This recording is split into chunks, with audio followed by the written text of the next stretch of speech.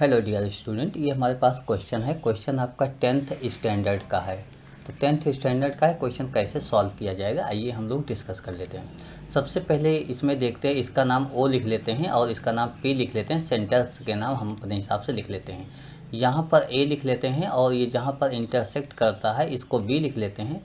This point जहाँ पर cut कर रहा है उसको सी लिख लेते हैं। अब हम इसको नोट करते हैं। देखिए ओ से बी को ज्वाइन कर लेते हैं, तो टेंजेंट को अगर आप ज्वाइन करते हो तो ये 90 बनता है और इक्वल टू रेडियस ही होगा, तो ये लेंथ है आपके पास 6 हो जाएगी, 6 यूनिट। दूसरी तरफ हम यहाँ देखते हैं तो ये भी 6 यूनिट हो जाएगा मीन ओ सी, और पी सी की बात करें तो 4 हो जाएगा मीन इसका रेडियस हो जाएगा। दोनों को अगर हम ज्वाइन कर लें तो इस तरीके से ये टोटल लेंथ आपके पास 6 4 10 हो जाएगा। अब हम इसमें क्या करते हैं, इस छोटे वाले ट्रायंगल को देख लेते हैं। तो ये राइट एंगल ट्रायंगल बन रहा है। राइट एंगल ट्रायंगल में आप क्या लिखोगे कि O P square mean hypotenuse square perpendicular square plus P B square. इस तरीके से आप नोट करोगे।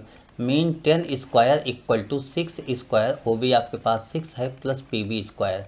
जब इसको आप सॉल्व कर लोगे, P B square equal to 10 square 100 होता है, 6 स्क्वायर 36 माइनस हो जाएगा, ये 64 हो गया, और पी बी इक्वल टू आपके पास 8 आ गया।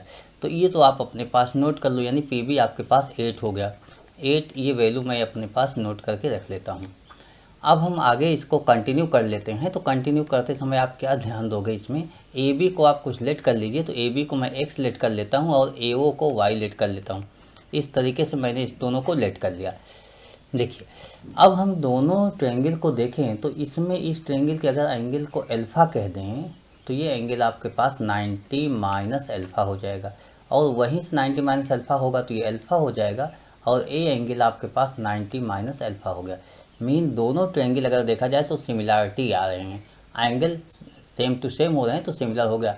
अब हम क्या देखते हैं कि इस ट्रायंगल में पी ओ बी में, in triangle P O B and triangle A B O, इसमें सिमिलरिटी क्या देखोगे, एंगल जो P है वो एंगल O के इक्वल है, एंड दूसरा एंगल B के ही इक्वल होगा, और एंगल O, इसका एंगल O जो होगा इसके एंगल A के इक्वल होगा। खैर, इस तरीके से आपको देखने में हो सकता है प्रॉब्लम हो रही हो, लेकिन दोनों ट्रायंगल आपके पास हैं। जब ट्रायंगल लिखोगे तो आपको दिखने लगेगा। एक ये हो गया और दूसरा आपके पास ये हो गया। इस तरीके से आप देखोगे। आइए हम लोग इसके बाद आगे कंटिन्यू करें। देखिए, ए के अपोजिट, अल्फ़ा के अपोजिट 6 होता है, तो इसमें लिखेंगे 6 डिवाइड बाई, इसमें अल्फ़ा के अपोजिट हमारे पास x होता है तो x लिखेंगे, इक्वल टू 90 माइनस अल्फ़ा के अपोजिट 8 होता है तो 8 लिख लेंगे। इसमें 90 माइनस अल्फ़ा के अपोजिट 6 होता है तो 6 लिख लेंगे, इक्वल टू दिस में 90 के अपोजिट 10 होता है, पूरा 10 होता है, 10 लिखेंगे, अपॉन इसमें 90 के अपोजिट y होता है तो y लिख लेंगे। इस तरीके से हम लिखेंगे। और हमें क्या चाहिए यहाँ पे आप अच्छी तरीके से देखते हो, एरिया ऑफ ब्लू रीजन चाहिए। मीन आपको निकालना है हाफ इंटू बेस, बेस मतलब पी ओ इंटू हाइट ए ओ, ऐसा लिख सकते हो। तो हम इसी की वैल्यू सॉल्व कर लेते हैं। देखिए, पी ओ आपके पास 10 गिवन है, ए ओ वाई गिवन है, ये हाफ हो गया। इसका मतलब आपको 5 वाई की वैल्यू फाइंड आउट करना है। वाई की वैल्यू आप निकाल लो। वाई की वैल्यू निकालने के लिए इसका यूज कर लो।